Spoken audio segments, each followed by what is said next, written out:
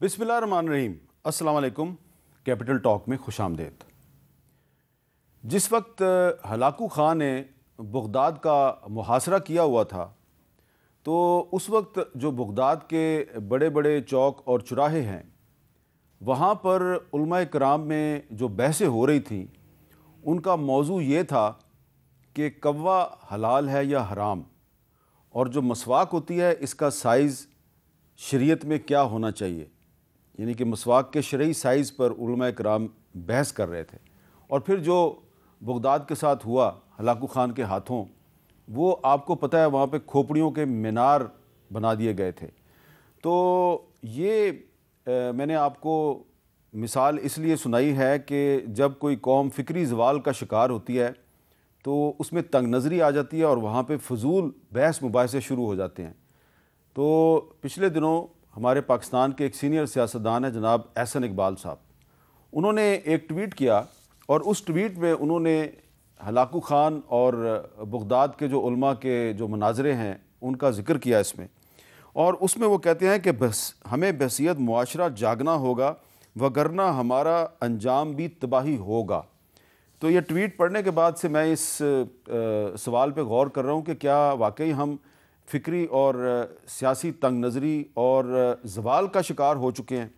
تو آج ہم پاکستان کی سیاست پہ بات کریں گے، لیکن یہ جو احسن اقبال صاحب نے جو مثال دی ہے ہلاکو خان کی، میں آج اپنی گفتگو کا آغاز یہاں سے کروں گا، اور اس کے لیے میں نے آج خاص طور پہ زحمت دی ہے احسن اقبال صاحب کو۔ احسن اقبال صاحب، یہ جو آپ نے ہلاکو خان کی مثال دی اور اپنے اس ٹویٹ کے آخر میں آپ کہہ رہے ہیں کہ ہمیں جاگنا ہوگا ورنہ ہمارا انجام تباہی ہوگا، آپ سمجھتے ہیں کہ واقعی آج پاکستان میں فکری تنگ نظری اس مقام پہ پہنچ چکی ہے جہاں پہ کئی سو سال پہلے ہلاکو خان کے دور میں بغداد کے جو علماء اور اہل فکر و نظر ہیں اس مقام پہ پہنچے ہوئے تھے؟ شکریہ عامر میر صاحب۔ سب سے پہلے تو میں آپ کا شکریہ ادا کروں گا کہ اس موضوع پہ آپ نے مجھے دعوت دی اور کچھ کہنے کا موقع دیا۔ دیکھیے، آپ جو بات کہہ رہے ہیں اس کی جیتی جاگتی مثال میں آپ کے سامنے خود بیٹھا ہوں۔ میرے پیٹ میں وہ گولی ہے جو ایک نفرت کی بنا پہ مجھے ماری گئی، اور وہ نفرت جو ایک نوجوان کے میرا تو اس سے کوئی لینا دینا نہیں تھا، اس کے ذہن میں سوشل میڈیا کے ذریعے اور میسیجنگ کے ذریعے بھری گئی کہ نعوذ باللہ جیسے ہم کوئی ناموس رسالت صلی اللہ علیہ وسلم کے منکر ہیں، اور اس نوجوان نے سمجھا کہ وہ غازی علم دین شہید بن جائے گا اگر وہ میری جان لے لے گا۔ تو میرے لیے یہ موضوع بڑا پرسنل ہے کہ ہم اس وقت جو معاشرے کے اندر نفرت انگیزی پھیلا رہے ہیں اور جو ہمارے ہاں عدم برداشت جس سطح پہ پہنچ گئی ہے، آپ نے ایک نہیں کئی مناظر دیکھے ہیں۔ دیکھیے سیالکوٹ میں کیا ہوا۔ سیالکوٹ میں ایک ایسا منظر ہمیں دیکھنے کو ملا جس میں ایک سری لنکا کے شہری کو جس طرح موب نے لنچ کیا، اس کو مارا، اس کی نعش کو گھسیٹا، ہمیں ساری دنیا کے سامنے معافی مانگنی پڑی، معذرتیں کرنی پڑیں۔ جڑاں کے اندر کیا ہوا کہ جس طرح سے موبز نے جا کے وہاں پہ گرجوں کو جلایا اور جو کچھ کیا، اس کے بعد ہم اپنے مسیحی بھائیوں سے بھی معافیاں مانگ رہے تھے اور پوری دنیا میں بھی وضاحتیں دے رہے تھے۔ یہ ایک نہیں کئی واقعات ہیں۔ اسی طرح جو اچھرے میں جس کے اوپر میں نے یہ ٹویٹ کی، یہ تو اللہ تعالیٰ نے کرم کیا، ایک بہادر پولیس آفیسر نے ہمت کی اور اس خاتون کو ریسکیو کیا، ورنہ ایک ایسا… لیکن اس بہادر پولیس آفیسر کے وہاں پہ آنے سے پہلے وہاں پہ ایک کرسچن دکاندار تھے جس نے اس خاتون کو اپنی دکان میں پناہ دی۔ جی بالکل، میں سمجھتا ہوں وہ بھی قابل تعریف ہے اس کا عمل کہ ایک خاتون نے ایک لباس پہنا ہے کہ جو مشرق وسطیٰ میں تو ایک عام برانڈ کے طور پہ چل رہا ہے، اور ہم لوگوں نے صرف چونکہ عربی میں کوئی بات لکھی ہوئی ہے تو اس کو سمجھا کہ قرآن مجید کی آیت ہے اور ہم اس خاتون کی جان لینے کے در پہ ہو گئے۔ یہ جو تنگ نظری ہے، قرآن بھی کہتا ہے کہ جب تمہارے تک کوئی اطلاع پہنچے اس کی پہلے تحقیق کر لیا کرو، بلا تحقیق چیزوں کو نہ کرو۔ اور میں آپ کو یہ کہوں گا کہ دیکھیے، یہ اس لیے ضروری ہے کہ آج ہر قوم اور ہر تہذیب ایک ایگزسٹنشل تھریٹ سے گزر رہی ہے، چونکہ دنیا تیزی کے ساتھ بدل رہی ہے۔ میں آپ کو کتنی مثالیں دوں۔ مثال کے طور پہ تسخیر کائنات ہے، یہ کس کو حکم دیا ہے قرآن مجید میں؟ سخر لکم الشمس والقمر، کہ تمہارے لیے سورج اور چاند تسخیر کیے۔ مجھے بتائیے کون سا اسلامی ملک ہے جو تسخیر کائنات کی دوڑ میں ابھی پرائمری قاعدے پر بھی پہنچا ہو؟ آج اگر کائنات کی حدود جو ہیں اس کا پتہ لگانے کے لیے گئے ہوئے ہیں ٹیلیسکوپس فضا میں، تو وہ کہاں سے گئے ہیں؟ یورپ سے گئے ہیں اور امریکہ سے گئے ہوئے ہیں۔ چاند کے اوپر کس نے تسخیر کیا؟ چاند کو امریکہ نے کیا، روس نے کیا، چین نے کیا، ہندوستان نے کیا، یہ کوئی مسلمان ملک ہے؟ ہم یہ بات بھول گئے ہیں کہ ہمارے دیکھیں اصل میں یہ سارا جو مسئلہ پیدا ہو رہا ہے یہ اس لیے کہ ہم نے اپنے دین کی اصل تعلیم بھلا دی۔ قرآن میں اللہ تعالیٰ نے جہاں کہا کہ میں خدا ہوں، کسی حکم سے نہیں کہا، نشانیاں دکھائیں کہ تم سمندر سے اٹھتے بخارات نہیں دیکھتے، بخارات سے بنتے بادل نہیں دیکھتے، بادلوں سے برستا می نہیں دیکھتے، چاند ستارے نہیں دیکھتے، ستاروں کا تیرنا نہیں دیکھتے۔ ان میں نشانیاں ہیں بصارت والوں کے لیے اور عقل والوں کے لیے۔ ہم نے بصارت پہ شٹر ڈال دیا، عقل پہ تالا لگا لیا، اب ہمیں جو چیز اپنے منشی اور مرضی کے خلاف نظر آئے تو اس پہ پہ جاؤ۔ یہ رویہ ہمیں میرا خیال ہے علماء کو آگے آنا پڑے گا اور ایک نشت ثانیہ کی ضرورت ہے فکری سطح کے اوپر۔ لیکن میرا خیال ہے کہ جو سیاستدان ہیں ان کو بھی تھوڑا سا اپنی سوچ میں وسعت پیدا کرنی ہوگی۔ معذرت کے ساتھ دیکھیں نا، جس طرح کے ہمارے جو تحریک انصاف کے دوست ہیں ان کی سوئی پھنسی ہوئی ہے 9 مئی پہ، ابھی وہ ایک طرف 8 فروری میں الیکشن میں دھاندلی پہ شور مچا رہے ہیں، ساتھ میں کہہ رہے ہیں 9 مئی کا انکوائری کمیشن بنایا جائے، اور آپ نے ایک اور ٹویٹ میں کہا I support demand of formation of judicial commission on inquiry of 9 May، however the same commission should also be inquire into the following dharna of 2014۔ تو یہ ہم نے کیا انکوائری کھیلتے رہیں گے ہم؟ یہ جو نئی قومی اسمبلی آئی ہے یہاں پہ ایک دوسرے پہ جو الزام بازی ہو رہی ہے، شور شرابہ ہو رہا ہے، تو یہ آپ کو کیا لگ رہا ہے کہ اس سے آپ کا کیا امیج جا رہا ہے پوری دنیا میں؟ نہیں دیکھیے، اب آپ سب سے پہلے میں یہ پوچھنا چاہتا ہوں، کیا جب حلف لے لیا قومی اسمبلی اور صوبائی اسمبلیوں میں، آپ نے 8 فروری کے نتائج کو تسلیم نہیں کر لیا؟ جب آپ نے اسپیکر ڈپٹی اسپیکر کا چناؤ کر لیا، اپنے امیدوار کھڑے کیے، کہیں جیت گئے کہیں ہار گئے، آپ نے نتائج تسلیم نہیں کر لیے؟ جب آپ نے وزیر اعلیٰ وزیر اعظم کے انتخاب میں حصہ لے لیا، کیا آپ نے وہ نتائج تسلیم نہیں کر لیے؟ جب آپ نے نتائج تسلیم کر لیے تو اب الیکشن از اوور۔ اب دیکھیے پوسٹ الیکشن میں آپ پری الیکشن جو پولرائزیشن ہے اس کے ساتھ ملک کی کوئی خدمت نہیں کر سکتے۔ اب وقت ہے کہ آپ یہ دیکھیں کہ ہم کس طرح مل کر پاکستان کو ان مسائل سے نکال سکتے ہیں۔ اس پولرائزیشن کو اگر ہم اسی سطح پہ رکھیں گے جہاں پہ الیکشن سے پہلے تھی تو پھر ہمیں کسی دشمن کی ضرورت نہیں ہے۔ اب تو کور کمانڈرز کانفرنس کا جو اعلامیہ آیا گیا اس میں تو انہوں نے کہا جی 9 مئی کے جو ملزمان ہیں ان کو تو سزا ہر صورت میں ملے گی، تو اس پہ اب کمیشن تو نہیں میرا خیال ہے بن سکتا۔ دیکھیے نہیں، اس پہ یقیناً اگر وہ چاہتے ہیں، جیسے میں نے کہا کہ کمیشن بنانا چاہتے ہیں، یہ ضرور بنائے نا، لیکن 9 مئی پہلا واقعہ تو نہیں ہے۔ اس سے پہلے کیا پارلیمنٹ کے اوپر حملہ نہیں ہوا؟ امریکہ نے کیا کیا؟ ان کی جو پارلیمنٹ پہ حملہ ہوا، انہوں نے 18 سال سزا دی لوگوں کو۔ دیکھیے ہر سوسائٹی اور ہر سسٹم کی کوئی ریڈ لائنز ہوتی ہیں۔ جیسے ایک معاشرے کے اندر خاندان کے کچھ رشتے ہیں جن کو آپ بڑا محترم بناتے ہیں، اس سے آرڈر رہتا ہے نا، اسی طرح ریاست میں اگر جو اس کے ادارے ہیں ان کا احترام ختم ہو جائے تو کیا آ جاتا ہے؟ جب آپ ریاست کے اداروں کو ٹارگٹ کریں گے، نشانہ بنائیں گے اور کہیں گے کہ یہ لیول پلینگ فیلڈ میں معافی دے دی جائے، یہ تو شاید امریکہ اور برطانیہ بھی جمہوریت کے نام پہ ایسے عمل کو معاف نہیں کرتا۔ اچھا، شہباز شریف صاحب نے میثاق مفاہمت کی بات کی، لیکن جو خیبر پختونخوا کے نئے وزیر اعلیٰ ہیں علی امین گنڈاپور صاحب، وہ وہاں پہ ان کی جو اوتھ ٹیکنگ سیریمنی تھی وہاں پہ نہیں آئے۔ 3 چیف منسٹر موجود تھے، چوتھے وہاں پہ نہیں تھے، اور آج انہوں نے عمران خان صاحب کے ساتھ اڈیالہ جیل میں ملاقات کی، اور اس کے بعد وہ کیا کہتے ہیں ذرا سنیں۔ مرکز میں اس وقت جو ایک حکومت جو بیٹھ چکی ہے اس نے مینڈیٹ چوری کیا ہے۔ اب میں ایک ایسے آدمی جو مجھے پتا ہے کہ وہ مینڈیٹ چوری کر کے وزیراعظم بنا ہوا ہے، میں اس کے حلف پہ جا کر اپنے آئین سے غداری کروں؟ مجھے تو یہ بتایا گیا اپنے آئین میں کہ جو جمہوری طور پہ جیت کے آئے گا فری اینڈ فیئر الیکشن کے تحت، وہ اگر اس طرح کا پرائم منسٹر ہوتا تو میں جاتا۔ میرا ضمیر اس بات کو نہیں مان رہا۔ اتوار والے دن انشاءاللہ ہم پشاور میں ایک پیسفل ایک پروٹیسٹ کریں گے 2 حوالوں سے۔ ایک تو جو ہمارا مینڈیٹ چوری ہوا ہے، دوسرا جو ہمیں ریزرو سیٹ نہیں دی جا رہی۔ دبئی لیول کا احتجاج پشاور میں انشاءاللہ ہوگا، میں خود لیڈ کروں گا اس کو انشاءاللہ۔ تو وہ کہہ رہے ہیں جی کہ میں وزیر اعظم کو نہیں مانتا، اور وہ پشاور میں اتوار کو پروٹیسٹ کریں گے، پشاور میں جہاں پہ ان کی اپنی حکومت قائم ہو چکی۔ جی دیکھیے نا، اس سے پہلے بھی ہم نے دیکھا کہ پرویز خٹک صاحب جب وزیر اعلیٰ تھے تو وہاں سے انہوں نے صوبائی حکومت کے وسائل لے کر مرکز پہ چڑھائی کرنے کی کوشش کی۔ یہ تو انارکی کی صورت ہے نا، اگر پرامن پروٹیسٹ کرتے وہ ان کا حق ہے، ایک چھوڑ کے 10 کریں۔ اب اگر وہ کہتے ہیں کہ وزیر اعظم غیر آئینی ہے تو سب سے پہلے تو وہ صدر مملکت سے پوچھیں کہ صدر مملکت نے ایک غیر آئینی وزیر اعظم سے حلف کیوں لیا؟ دیکھیے نا اب تو صدر مملکت جو ان کے اپنے ہیں انہوں نے بھی حلف لیا اور پوری دنیا تسلیم کر چکی ہے اس انتخاب کو، تو اس کے بعد اس طرح کی گفتگو کرنے کا مقصد یہ کہ آپ نے اپنی غلطیوں سے کوئی سبق نہیں سیکھا اور اب آپ ماضی کے قیدی ہیں۔ میں بڑی ارنسٹلی اپیل کروں گا اس قیادت سے، اس میں سمجھدار لوگ بھی ہیں، کہ اب پاکستان کے مستقبل کے لیے ہمارے پاس مارجن آف ایرر نہیں ہے۔ دیکھیے ہم برنک کے اوپر کھڑے ہیں، اب ہم سب کو مل کر ایک نیشنل ایکشن پلان چاہیے معیشت کا، اور نیشنل ریکنسیلیشن جیسے شہباز صاحب نے کہا کہ آئیں بیٹھیں پارلیمنٹ کے اندر اپنا کردار ادا کریں، ہم آپ کے مثبت کردار کو تسلیم کریں گے، آپ کے ساتھ وہ سلوک نہیں کریں گے جو آپ نے ہمارے ساتھ کیا تھا، لیکن اگر آپ انارکی اور کیاؤس پھیلائیں گے تو وہ پاکستان کے معاشی بحالی کے عمل سے براہ راست تصادم ہوگا، سیبوٹاج کرنے کی کوشش ہوگی۔ اس کے لیے ہم نے بھی جو آئین پہ حلف لیا ہے وہ اس بات کا تقاضا کرتا ہے کہ ہم پاکستان کے معاشی مفادات کا تحفظ کریں اور ملک میں کسی انارکی کو قبول نہ کریں۔ اچھا، ایک طرف تو چیف منسٹر خیبر پختونخوا جو ہیں وہ کہہ رہے ہیں جی کہ میں فیڈرل گورنمنٹ کو نہیں مانتا، دوسری طرف جو ہم نے جہاں سے گفتگو کا آغاز کیا کہ جب بغداد پہ ہلاکو خان نے حملہ کیا تو وہاں پہ کیا بحثیں ہو رہی تھیں، تو ہماری جو عدالتیں ہیں آج کل ہماری عدالتوں میں کیا بحثیں ہو رہی ہیں، ہماری جو سندھ ہائی کورٹ ہے وہاں پہ ایک کیس چل رہا ہے جی، یہ جو سوشل میڈیا پر پابندیاں لگی ہوئی ہیں کافی دنوں سے، وہاں پہ آج کیا گفتگو ہوئی، پی ٹی اے کے وکیل نے عدالت کو بتایا کہ 8 فروری کو سیکیورٹی وجوہات پر موبائل فون اور انٹرنیٹ بند کیا تھا، لیکن 9 فروری کو ہم نے بحالی کی ای میل کر دی تھی لیکن بحال نہیں ہوا۔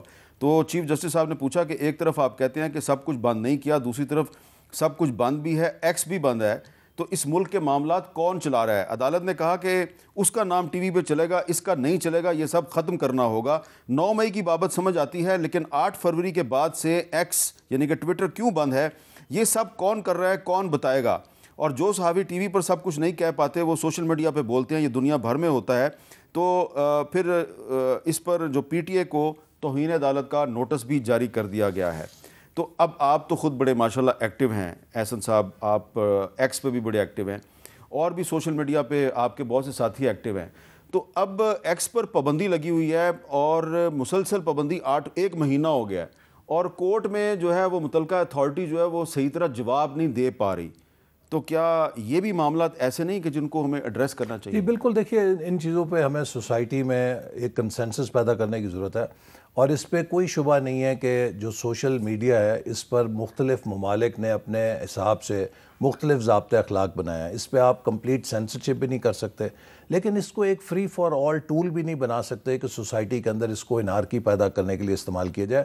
آپ اگر دیکھیں ایک نیٹ فلیکس پہ مووی ہے دا گریٹ ہیک، اس میں پتہ لگتا ہے کہ کس طرح آج کے دور میں ڈیٹا سائنس کو سوشل میڈیا کے جو پلیٹ فارمز ہیں ان کو استعمال کر کے آپ ٹارگیٹنگ کر سکتے ہیں، سوسائٹی کے اندر کچھ بھی نتائج حاصل کر سکتے ہیں۔ دیکھیں نا امریکہ جیسے ملک میں کہا گیا کہ سوشل میڈیا کے ذریعے روس نے ان کا صدارتی الیکشن ہائی جیک کر لیا، تو امریکہ جیسا ملک بھی اس میں ولنریبل ہے، تو یہ ایک بڑا چیلنج ہے جو آج کے دور کا ہے، لیکن ہمیں ایک فائن بیلنس کی ضرورت ہے کہ اس پہ آزادیوں کو بھی ہم محفوظ کریں، لیکن ساتھ میں سوسائٹی میں اگر کوئی کیاؤس اور انارکی جھوٹ کے ذریعے پھیلانے کی کوشش کی جاتی ہے اس کا بھی کوئی ضابطۂ اخلاق بنے، اور اس کے لیے میں سمجھتا ہوں سب سٹیک ہولڈرز کو، چاہے اس میں میڈیا ہے، سول سوسائٹی ہے، عوامی نمائندے، ہم سب کو بیٹھ کر ایک ضابطۂ اخلاق بنانا چاہیے۔ اور یہ جو پی ٹی وی پہ اپوزیشن کی جو تقریریں ہوتی ہیں ان کو اچانک بند کر دیا جاتا ہے، یہ میرا خیال ہے کچھ دیکھیے اس میں آپ کو یہ عرض کروں، ہمارے دور میں اس دور میں یہ فرق ہے کہ جب پی ٹی آئی کا دور تھا تو زیرو کوریج تھی اپوزیشن کی، یعنی کہ پارلیمنٹ میں جو ہی ہم تقریر کرنے کے لیے کھڑے ہوتے تھے ٹی وی آف ہو جاتا تھا۔ اب تو ان کو بڑا اچھا خاصا وقت ملا ہے، اور ٹی وی میں کچھ ایک تقاریر جس میں کہ ہمارے قومی اداروں کو بے جا تنقید کا نشانہ بنایا گیا، اور یہ ایک ضابطۂ اخلاق ہے کہ آپ پارلیمنٹ کے اندر عدلیہ کو اور قومی اداروں پر تنقید نہیں کر سکتے، تو اس حوالے سے شاید میڈیا نے کچھ ان کی تقاریر کو سینسر کیا ہو، لیکن جنرلی ان کی تقاریر سنی گئی ہیں اور سنائی گئی ہیں، اور یہ پی ٹی آئی کے دور کے مقابلے میں بہت بہتر ہے اور مزید بہتر ہوگی انشاءاللہ اب جب حکومت آئے گی تو۔ اچھا یہ بتائیں کہ مولانا فضل الرحمان صاحب اشارہ دے رہے ہیں کہ رمضان المبارک کے بعد وہ تحریک چلائیں گے حکومت کے خلاف، تو ان کے ساتھ بات چیت آپ کی ہوئی ہے؟ نواز شریف صاحب بھی ان کے پاس گئے، تو معاملات طے کیوں نہیں ہو رہے؟ جی میں سمجھتا ہوں کہ مولانا فضل الرحمان صاحب ہمارے بڑے اچھے ساتھی ہیں، اور ان کا بڑا رول ہے ہمیں انہیں بالکل نہیں اکیلا چھوڑنا چاہیے. نواز شریف صاحب کے ساتھ میں بھی گیا تھا, اس سے پہلے بھی 2 دفعہ پوری جو حکمران اتحاد ہے ان کے پاس گئی اور ہماری بہت اچھی بات چیت ہوئی ہے. ان کے کچھ تحفظات ہیں جو کہ شاید جائز بھی ہیں اور ان کو ہم ایڈریس کرنے کی کوشش کر رہے ہیں. اور نواز شریف صاحب کے ساتھ ان کی جو 1 on 1 ملاقات ہوئی وہ بڑی حوصلہ افزا تھی, اور مجھے امید ہے کہ آپ آنے والے وقت میں دیکھیں گے کہ وہ انشاءاللہ ہم انہیں قائل کرنے میں کامیاب ہو جائیں گے. اچھا, یہ جو دھاندلی کا شور ہے یہ ختم نہیں ہو رہا, یہ کیسے ختم ہوگا؟ دیکھیے نا, اب میں اگین آپ کو یہ کہوں گا, ہمارے ملک میں ادارے ہیں, نظام ہے. 2018 میں ہمیں بھی دھاندلی پہ بہت شدید تحفظات تھے. حامد صاحب, کیا ہم نے امریکہ کو خط لکھا؟ کیا ہم نے EU کو خط لکھا؟ کیا ہم نے IMF کو خط لکھا؟ پاکستان کے اپنے اداروں میں ہم پارلیمنٹ کے اندر آئے, پارلیمنٹ میں کمیٹی بنوائی, ہم الیکشن کمیشن گئے, ہم ٹرائیبیونلز کے اندر گئے, ہم عدالتوں کے اندر گئے, پاکستان کے اپنے اداروں میں جا کر ہم نے اپنا مقدمہ لڑا. ہمارے خلاف جھوٹے مقدمے بنائے گئے, میں خود جیل کے اندر رہا. اسی طرح ہمارے سارے لیڈر ہیں. کیا ہم نے IMF کو خط لکھا؟ کیا ہم نے کبھی امریکہ کو جا کے دستک دی؟ کیا کانگریس مین اور سینیٹرز کے جا کے پیر پکڑے کہ ہمیں بچاؤ؟ نہیں. ملک کے اندر جنگ لڑی اور ملک کی اپنی عدالتوں سے خود کو بے گناہ ثابت کر کے باعزت بری ہوئے. اب اگر PTI کو کوئی شکایت ہے تو آخر کار اس ملک کے ادارے موجود ہیں, آپ ان فورمز کو ایگزاسٹ کریں. الیکشن کمیشن پہ اگر آپ کو انصاف نہیں ملتا, ٹرائیبیونلز میں جائیں, ٹرائیبیونلز میں نہیں ملتا, ہائی کورٹ ہے, سپریم کورٹ ہے, لیکن آپ براہ راست جا کر IMF کو اپروچ کریں. آپ امریکہ کے کانگریس مین اور سینیٹرز کو کہیں کہ آپ پاکستان کے داخلی معاملات میں مداخلت کریں. میں سمجھتا ہوں کہ یہ بدترین, ہماری اپنی جو پارٹی کہتی ہے کہ ہم غلامی کے خلاف ہیں, آپ پاکستان کو تو غلامی میں دھکیل رہے ہیں. اور وگرنہ شاید آپ امریکہ اور IMF سے NRO لینے کی کوشش کر رہے ہیں کہ ان کے دباؤ میں آپ کو سہولت مل جائے. آپ کے اگر کیسز آپ کا خیال ہے کہ جھوٹے ہیں تو آپ انہیں ڈیفینڈ کریں, آپ بری ہو جائیں گے. لیکن اگر آپ کے کیسز میں جان ہے اور آپ نے جرم کیا ہے, تو خان صاحب ہی نے ہمیں بتایا تھا کہ وہ قومیں تباہ ہو جاتی ہیں جن کے بڑوں کو چھوڑ دیا جاتا ہے اور چھوٹے پکڑے جاتے ہیں. پھر آپ جواب دیں. اچھا, اب آخر میں یہ بتائیں کہ یہ جو الیکشن کمیشن نے فیصلہ کیا ہے کہ جو سنی اتحاد کونسل کی جو مخصوص نشستیں ہیں وہ اس کو نہیں ملیں گی, باقی پارٹیوں میں تقسیم کر دی جائیں گی, کیا مسلم لیگ نون جو ہے وہ سنی اتحاد کونسل کی نشستیں لینا پسند کرے گی؟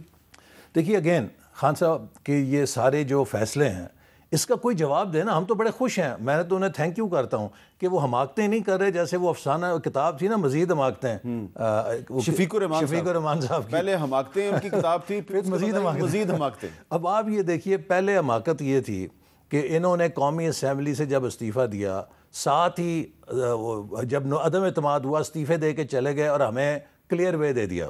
اگر یہ اسمبلی میں رہتے ہمیں بڑی مشکل ہوتی, ہم بڑے شکر گزار ہیں. پھر پنجاب اور KP کی حکومتیں تھیں, ان کی خود ہی اپنے ہاتھوں سے ختم کر دیں. اگر یہ دونوں صوبائی حکومتیں رہتی تو ہمیں الیکشن تک بڑی مشکلات کا سامنا کرنا پڑتا. Thank you very much.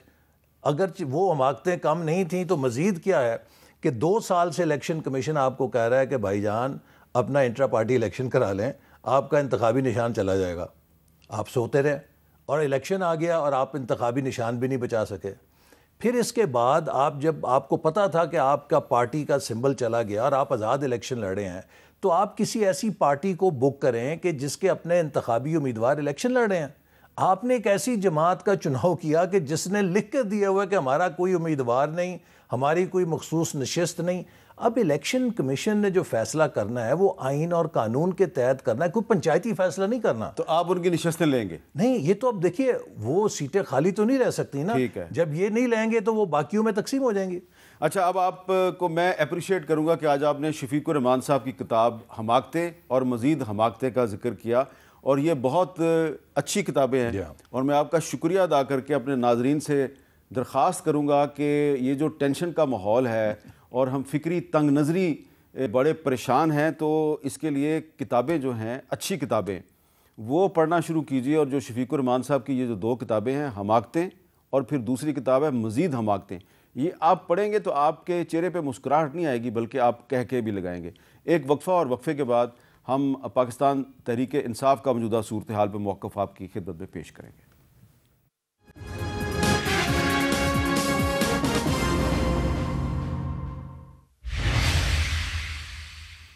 Capital talk میں خوش آمدید, اور ہم بات کریں گے تحریک انصاف کی پشاور سے منتخب رکن قومی اسمبلی شاندانہ گلزار صاحبہ سے۔ سب سے پہلے تو آپ ہمیں یہ بتائیں کہ آج آپ کی اڈیالہ جیل راولپنڈی میں عمران خان صاحب کے ساتھ ملاقات ہوئی، تو کوئی خاص بات جو آپ شیئر کرنا چاہیں عمران خان صاحب نے کون سی ایسی آپ کے ساتھ بات کی کہ جو کہ آپ ہمارے ناظرین کے ساتھ بھی شیئر کرنا چاہیں گی؟ شکریہ میر صاحب۔ خان صاحب سے میں پہلی دفعہ ملی ہوں جب سے وہ جیل گئے، کیونکہ 5 کو ان کو اٹھا لیا گیا تھا اگست کو، اور 9 اگست کو مجھے اٹھا لیا گیا تھا۔ پھر میں 6 مہینے نظر بند تھی، میں اسلام آباد سے کہیں جا نہیں سکتی تھی، پنڈی کی پریسنکٹ تک بھی نہیں، تو یہ بڑی مشکل سے ہائی کورٹ سے اجازت لے کے میں گئی۔ تو الحمدللہ آئی تھنک جو آپ کے ٹی وی کے ویورز ہیں ان کی توسط سے میں یہ ضرور بتاؤں کہ الحمدللہ خان صاحب جیسے لگ رہے تھے، مطلب جو بندہ اپنے آپ کو بیچارہ، معذرت کے ساتھ میں ذرا طنز استعمال کر رہی ہوں، لیکن آئی تھنک آج بہت عرصے بعد خوشی ملی ہے کہ وہ جو انسنٹ آدمی ہے، جو بے گناہ آدمی ہے، وہ جیل میں بادشاہ لگ رہا تھا، اور جو ہمارے ساتھ بادشاہ بننے آئے تھے اسمبلی میں 2-3 دن پہلے، ان کے چہرے جیسے اترے ہوئے تھے۔ سو آئی تھنک اللہ تعالیٰ کا ایک سسٹم ہے، مجھے کوئی چیز پسند ہو پسند نہ ہو، لیکن اگر اس میں سچ ہوگا تو وہ چیز نظر پر ضرور آئے گی۔ تو پہلے تو یہ ضروری بات تھی کہ شکر ہے وہ بالکل تندرست، الحمدللہ ٹھیک لگ رہے تھے۔ دوسری بات، جس طرح وہ ہمیشہ سے ایمان سے بھری ہوئی باتیں کرتے ہیں، نالج سے، کتابوں سے، اور تیسرا جو ہم نے ان سے ڈائریکشنز لی کہ اب ہم نے آگے اس ملک کو کیسے ٹھیک کرنا ہے، ان کا پہلی بات یہ تھی کہ میری فکر مت کریں، میں نے 7 مہینے گزار لیے ہیں، میں 7 سال اور گزار لوں گا، لیکن پاکستان کے ساتھ دوبارہ کھلواڑ نہیں ہو سکتا۔ انہوں نے کلیئرلی بنگلہ دیش ایسٹ پاکستان کی سپریشن کی بات کی کہ it will not happen on are watch, ہم 1 انچ زمین دشمن کو نہیں دیں گے۔ جس طرح انڈیا نے پہلے ہم سے اپنا یہ انٹوٹ انگ لیا ہوا ہے، کشمیر لیا ہوا ہے، پھر بنگلہ دیش لے لیا، اب اور بھی کوشش کریں گے، تو آپ سب ڈٹ جائیں۔ مبارکبادی بھی سب کو دی جو ہم ایم این ایز بن کے آئے ہیں الیکٹ ہو کے۔ اس کے علاوہ انہوں نے یہ بات کی کہ ہم اسمبلی میں پاکستان بچانے کے لیے گئے ہیں، ہم منسٹر نہیں کھیلنے گئے۔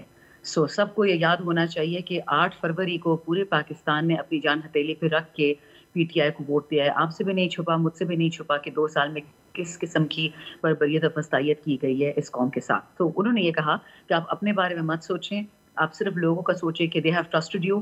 8 فروری کو عوام نے اپنا کام کر دیا، 9 فروری کو جو پھر الیکشن کمیشن نے کیا اور باقیوں نے کیا وہ تو ہو گیا، بٹ ابھی ہماری ذمہ داری ہے کہ اس کو طریقے سے اس چیز کو ٹھیک کریں، کیونکہ پاکستان بہت پریشس ہے۔ سو یہ میں نے آپ کو سارا سم اپ کر کے بتا دیا خان صاحب۔ اچھا، اب یہ بتائیں کہ یہ جو علی مین گنڈا پور صاحب نے بھی اعلان کیا ہے، اور بھی تحریک انصاف کے رہنماؤں نے، کہ اتوار کو پشاور میں اور پاکستان کے اور شہروں میں احتجاج ہوگا دھاندلی کے خلاف، لیکن پشاور میں خاص طور پہ احتجاج ہوگا، اور آپ پشاور سے ایم این اے بنی ہیں لوگوں کے ووٹ لے کے، تو یہ جاننا چاہیں گے کہ پشاور کا انتخاب کیوں کیا گیا؟ وہاں تو آپ کی حکومت بن گئی ہے، تو وہاں پہ آپ احتجاج کیوں کریں گے؟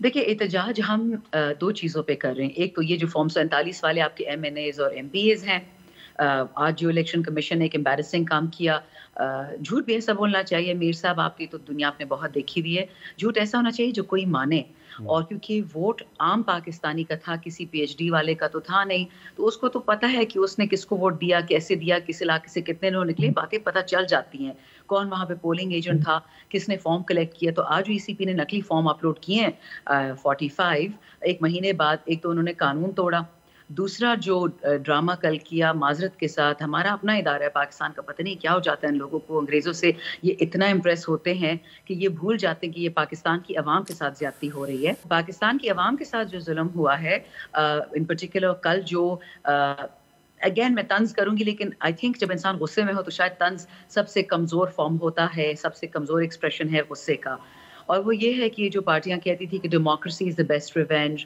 اور جو لوگ کہتے تھے کہ ووٹ کو عزت دو، وہ نعرے سارے بھول گئے ہیں، کیونکہ ان کو تو وہ چاہیے تھی، پاور چاہیے تھا، پیسہ چاہیے تھا، ہر کسی کو چاہیے ہوتا ہے، بٹ ایک طریقہ ہوتا ہے پاور اور پیسے کا۔ تو انہوں نے جو کل خواتین کی جو سیٹیں لے لیں، اور جو بات کرتے women's development and women's equality, ساری باتیں پانی میں چلی گئیں، بالکل ان این جی اوز کی طرح جو پچھلے 2 سال میں میری والدہ پہ 3 دفعہ پولیس نے اٹیک کیا، کسی نے ایک ٹویٹ میرے حق میں نہ کرتی، میری والدہ ایک غیر سیاسی بیوہ ہے تو ان کے حق میں کسی نے آواز نہیں اٹھائی، تو میری ایکسپیکٹیشنز کسی سے نہیں، اور نہ میں بٹر ہوں، لیکن جو ڈرامہ رچایا جا رہا ہے on the floor of the house کی، جی بہت ہمیں فکر ہے، ہم مفاہمت کرنا چاہتے ہیں، ہم اکنامک کانگروئنس کرنا چاہتے ہیں، ہم پاکستان کو ٹھیک کرنا چاہتے ہیں، تو وہ سارا جو خواتین کے جو اور مذہبی اقلیتوں کی سیٹیں چھینی ہیں اس کے لیے ہم سنڈے کو نکلیں گے انشاءاللہ پر امن پروٹیسٹ میں. اور ہم تو ہمیشہ پشاور میں ان پرٹیکولر میرے شہر میں ہمیشہ اپنے حلقے میں لوگوں سے کہتی ہوں وہ بہت زیادہ پسماندہ علاقہ ہے, نہ بجلی نہ گیس نہ پانی, 76 سال سے وہاں کوئی ڈیولپمنٹ نہیں ہوئی. تو ان کے لوگوں کو ہم ہمیشہ بولتے کہ نہ ماسک پہننے پی ٹی آئی کا, نہ کوئی دوپٹہ شپٹہ پہننا ہے, نہ سر پہ ٹوپی, کیونکہ جو تخریب کار ہوتے ہیں وہ ماسک پہن کے آتے ہیں اور غلط کام کرتے ہیں. تو ہم نہیں چاہتے کہ ہمارے ساتھ دوبارہ فالس فلیگ آپریشن ہو 9 مئی کی طرح. تو انشاءاللہ سنڈے کو ہم سب پشاور میں ہوں گے اور ایک بہت بڑا جلسہ ہوگا انشاءاللہ. آپ نے کہا کہ آپ کے حلقے میں بڑے پرابلمز ہیں, نہ وہاں پہ پانی ہے نہ بجلی ہے, تو 10 سال تو وہاں پہ تحریک انصاف کی حکومت تھی, تو انہوں نے کیوں وہاں پہ کوئی پانی اور بجلی کا انتظام نہیں کیا؟ بالکل آپ نے اچھی بات کہی امت صاحب. دیکھیے جو پہلی ٹینیور میں ہمارے ایم پی اے تھے وہ پھر بعد میں گورنر صاحب بن گئے, اور میری ان سے ابھی بھی سخت ناراضگی ہے اس بات پہ کہ اگر وہ اس حلقے سے تھے تو 9 سالوں نے وہاں کیا کام کیا ہے. ان کا یہ ایکسکیوز ہوتا ہے ہمیشہ کہ نہیں جو بہت پسماندہ علاقہ ہے. اسینشلی جنرل مشرف کے ٹائم میں 15 سال وہ ہم نے امریکنوں کو بخش دیا تھا وہ علاقہ کہ جو کرنا ہے یہاں پہ کرو. تو وہ تو بالکل ایک جنگل بن چکا ہے, تو اس جنگل کو ٹھیک کرنے میں 50 سال لگیں گے, but still it doesn't absolutely P T I. آپ صحیح فرما رہے ہیں کہ پی ٹی آئی کو اس کو زیادہ فنڈز دینے چاہیے تھے, جو اربن پشاور ہے اسے زیادہ رورل پشاور کو دینے چاہیے تھے. پلس ان لوگوں نے جتنی قربانیاں دی ہیں, جتنے بیوائیں ہیں اس علاقے میں, ان کا صبر دیکھنے کو. اور میں ہر کسی کو یہ کہتی ہوں کہ مت آزمائے ہوئے کو آزماؤ. یہ لوگ پاکستان کے اصلی مجاہد ہیں, محب وطن ہیں. نہ ان کو کوئی تھینک یو کہتا ہے, نہ ان کو کوئی ریوارڈ ملتا ہے, نہ ان کو گھر ملتے ہیں شہادت پہ. یہ تو پاکستان کے لیے بے لوث قربانیاں دیتے ہیں. تو ہمارے لوگ, بلکہ جب میں حلقے میں گئی مجھے ٹوٹل 10 دن ملے تھے کیمپین کی, میں جو ضمانت لے کے گئی تھی, تو میرے حلقے کے لوگوں کو مجھے ووٹ مانگنے کی ضرورت ہی نہیں پڑی. انہوں نے خود مجھے بولا, چاہے وہ نون سے تھے, چاہے وہ پیپل سے تھے, چاہے وہ ایف سے تھے, اور ایک پوائنٹ پہ مجھے ووٹ ملا. انہوں نے بولا کہ جب خان صاحب نے صحت کارڈ کیا تھا کے پی میں یہ 9 سال, تو کہتی میم ہم ان ہسپتالوں میں گئے جہاں پہ لوگ ہمیں دیکھ کے اپنی ناک ڈھک لیتے تھے کہ ہم بدبودار ہیں, ہم غریب ہیں. دے سیڈ 9 سال ہم نے اتنی زبردست علاج کیے ہیں, بچیاں بچے, کینسر, 1000 بیماریاں, لیکن ہم سے کبھی نہیں پوچھا گیا کہ آپ پیپل کے ووٹر ہے کہ نون کے کہ ایف کے. بس ہم کے پی کے تھے اور ہمیں وہ مل گیا. تو ان سب لوگوں نے مجھے کہا کہ آپ جہاں سے کھڑی ہوں گی یہ یاد رکھیں کہ ووٹ صرف پی ٹی آئی کو پڑے گا. تو مجھے سے اور کیا چاہیے تھا. تو ڈسپائٹ دا فیکٹ کہ ان لوگوں نے ہر کسی کی قربانی دی جنرل مشرف کے ٹائم پہ, ابھی بھی وہ لوگ محروم ہیں, اور وہ ابھی بھی خان کے ساتھ کھڑے ہیں. وہ ابھی بھی سمجھتے کہ ان کا وہ اصلی بیٹا ہے. اور میں آپ کو پارٹی سے اوپر کی بات بتا رہی ہوں کہ وہ لوگ پارٹی افیلیشن کو نہیں دیکھتے. اچھا یہ بتائیں کہ آپ کو اپنے حلقے میں دھاندلی کی شکایت ہے یا نہیں ہے؟ بالکل جی, بہت چیزیں ہوئی ہمارے ساتھ, لیکن الحمدللہ خدا کا جیسے کرنا ہوتا ہے. کبھی کبھی چیزیں ٹھیک ہے, کوئی لوگ ریلیجن خدا کو نہیں مانتے کہ مدر نیچر بھی ایک فورس ہے.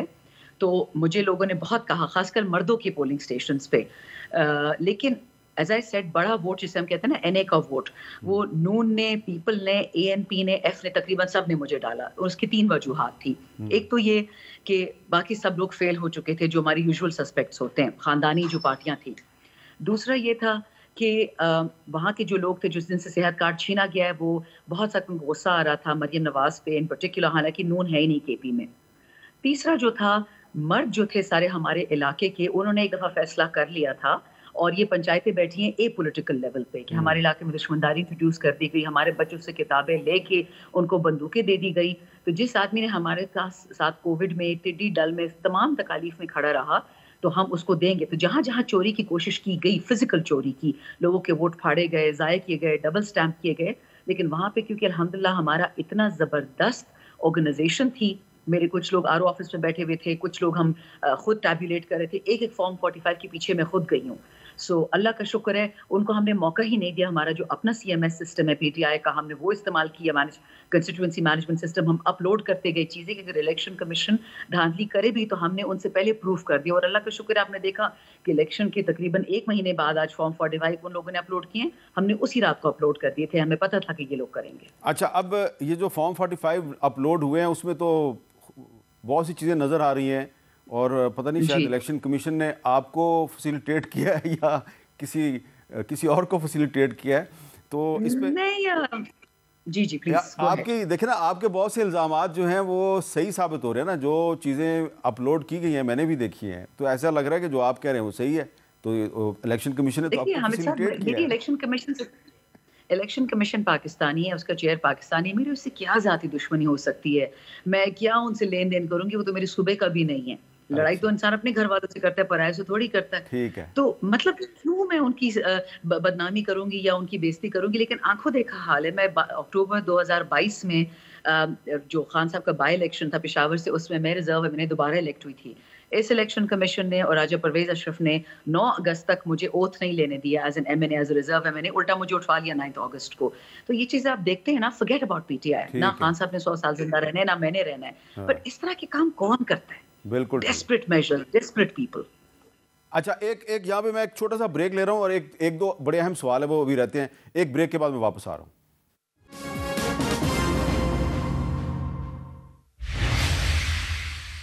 تحریک انصاف کی رہنما شاندانہ گلزار صاحبہ سے ہم بات کریں.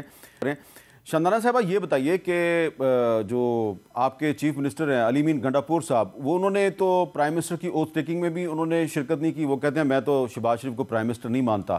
تو سوال میرا یہ ہے کہ پھر جو صوبہ ہے وہ اس کو کیسے چلائیں گے؟ کیونکہ صوبہ جو ہے اس کو سارے فنڈز تو وفاق سے ملتے ہیں. تو اگر صوبے اور وفاق کے تعلقات ٹھیک نہیں ہوں گے تو پھر صوبے میں کام کیسے چلے گا؟ دیکھیے, جب آپ کو پتا ہے کہ ایک دھاندلی, ایسی دھاندلی کہ اس پہ امریکہ بھی چیخ پڑا ہے, امریکن کانگریس مین, وہی امریکہ, وہی بائیڈن ایڈمنسٹریشن جنہوں نے خان کو ووٹ آف نو کانفیڈنس میں ہٹوایا, اب وہی کہہ رہے ہیں کہ جی الیکشن میں دھاندلی ہوئی ہے. وہی ایم ایف جو ان کو اکنامک ٹرانش $1 بلین کی دے رہا تھا, شرط کی تھی فری اینڈ فیئر الیکشن. سب نے دیکھ لیا تھا, نہ فری تھا نہ فیئر تھا. یہ تو ہماری گردنوں میں رسیاں اور بیڑیاں باندھ کے ہم نے الیکشن کیا ہے. But hats of two Pakistani عوام جنہوں نے یہ الیکشن پی ٹی آئی کو جتوایا. اب دیکھیں, اگر آپ کو یاد ہے جب پی ڈی ایم پارٹ 1 آئی تھی تو انہوں نے سب سے پہلا کام کیا کیا کہ خود ہی آئینی ترمیمیں کروائیں. اگر آپ کو یاد ہے میاں صاحب کے ٹائم میں یہ ہوا تھا کہ فاٹا پاٹا کو ضم کر دیا گیا تھا. جب ضم ہو گئے ہیں, فیڈرل گورنمنٹ پہ ایک کنڈیشن آ گئی تھی کہ ایک تو آپ نے جو فیڈرل گورنمنٹ پہ ایک شرط آ چکی تھی کہ جو فاٹا پاٹا کے ہیلتھ ایکسپینسز ہیں وہ بیئر کرے گی federation. Immediately P D am part 1 وچ از زرداری صاحب, نواز شریف, یہ سب لوگ جو ہیں باقی ہم نوا, انہوں نے وہ پیسے بند کر دیے. فاٹا پاٹا وہ علاقہ جو 76 سال سے آپ کا ہمیشہ فرنٹ لائن پہ تھا against the war on terror, جو ایکسٹرنل ہماری وار آن ٹیرر تھی, چاہے وہ رشیا کی تھی چاہے وہ امریکہ کی تھی. بیچارہ افغانستان اور بیچارہ کے پہ بیچارہ بلوچستان پٹ گئے ہمارے لوگ. تو فیڈریشن نے وہ پیسے بند کر دیے. ان کی بدنیتی کا تو اس ٹائم سے پتہ چل گیا, چلو ڈزنٹ میٹر. پھر آگے بڑھتے ہیں. 40 سال سے اے جی این قاضی فارمولا پہ کانسٹیٹیوشن میں لکھا ہوا ہے کہ جو ہائیڈل انرجی کے جو دینا ہوتا ہے معاوضہ کے پی کو, انہوں نے وہ نہیں دیا. چلو وہ بھی معاف کر دیا. تیسرا, ان لوگوں نے کیا کیا کہ کے پی کو بجٹ کم دیتے تھے, اور جو آئی ایم ایف سے اگریمنٹ کرنے جا رہے تھے اس میں صوبے کو کنسلٹ نہیں کیا. پھر 18ویں ترمیم کیوں کروائی تھی ان لوگوں نے؟ 18ویں ترمیم کا تو یہی کہ اپنے صوبوں کو پروونشل اٹانومی ایک حد تک دینی ہے, ٹھیک ہے 100% نہیں دے سکتے. تو اگر یہ لوگ اب اس طرح کے کام کریں گے تو آپ کا کیا خیال ہے کون سا صوبہ کے پی کو چھوڑیں؟ کیا بلوچستان, کیا سندھ اس کا متحمل ہو سکتا ہے کہ آپ آئی ایم ایف سے اگریمنٹ کرنے جا رہے ہیں, اے ٹی بی سے پیسے مانگنے جا رہے ہیں؟ پیسے تو اسلام آباد کے ایم این اے یا سینیٹر نے نہیں دینے, یا میں نے, آپ نے, تو بیچاری عوام کی جیب سے کٹے گا جو ٹیکسز ہم پہ لگیں گے اس اگریمنٹ کے تھرو. تو میں بار بار یہ بات کہتی ہوں کہ دیکھیں پاکستانی ہم اس میں بہت سادہ کہہ لوں, بے وقوف قوم کہہ لوں. انگریز کا خون نہیں بہاتا. ورلڈ وار 2 کے بعد امریکہ میں ایک امریکن کا خون نہیں بہا, ٹھیک, کیونکہ آپس میں سول رائٹس ایشوز ہوتے رہیں گے وہ. لیکن ان ملک نے اپنے لیے کیا کیا, اور ہمارا پاکستانی 1 ارب روپے دے کے ٹکتا نہیں ہے, بک جاتا ہے وی او این سی میں, اس کے بعد بھی بک جاتا ہے. مجھے اس بات کا غم ہے کہ کبھی بھی آپ نے نہیں سنا ہوگا کہ کوئی پاکستانی پیسے دے کر امریکن کسی سینیٹر کو یا برٹش کو خرید لیا. ہمارے لوگ بک جاتے ہیں. تو یہ پیسوں کی بات جو آپ نے کی نا کہ صوبہ کیسے چلے گا, یہ تو اب سینٹر میں جو نقلی گورنمنٹ بیٹھی ہے ان کو فیصلہ کرنا ہے کہ آپ نے بائیڈن کے ساتھ کھڑے ہونا ہے کہ آپ نے پاکستانیوں کے ساتھ کھڑے ہونا ہے. ٹھیک ہے, انہوں نے آپ کو ووٹ نہیں دیا, اس کا یہ مطلب نہیں کہ وہ پاکستانی نہیں رہے نا. اچھا, بہت بہت شکریہ شاندانہ گلزار صاحبہ ہماری کری تھی. اور جیسا کہ میں نے جو گفتگو کا آغاز ہے اس میں نے ایک مثال دی تھی کہ جب ہلاکو خان نے بغداد کو گھیرا ڈالا, اس کا محاصرہ کیا, تو وہاں پر جو علماء کرام تھے وہ یہ بحث کر رہے تھے کہ کوا حلال ہوتا ہے یا حرام ہوتا ہے. تو آج بھی ہم ایسی بہت سی بحثوں میں مصروف ہیں, اور ایک طرف کہا جا رہا ہے جی کہ 9 مئی کی انکوائری کروائی جائے, دوسری طرف کہا جا رہا ہے کہ 2014 میں جو عمران خان نے دھرنا دیا تھا اس کی انکوائری کروائی جائے. تو پاکستانی عوام جو ہے وہ اس طرح کی انکوائری کا جو کھیل ہے اس کے اسیر بنے ہوئے ہیں, جبکہ ان کے جو معاشی مسائل ہیں وہ ایسے ہیں کہ اس طرف بہت توجہ دینے کی ضرورت ہے. تو امید ہے کہ یہ جو نئی حکومت ہے اور تحریک انصاف ہے اور مولانا فضل الرحمان اور محمود خان اچکزئی اور اختر مینگل صاحب اور بہت سے دیگر لوگ, ان کے آپس کے اختلافات بھی چلتے رہیں گے, لیکن کسی نہ کسی مرحلے پہ یہ آپس میں مل بیٹھ کر یہ بھی سوچیں گے کہ پاکستانی عوام کو کچھ سہولت کیسے دی جائے۔ اجازت دیجیے، اللہ حافظ۔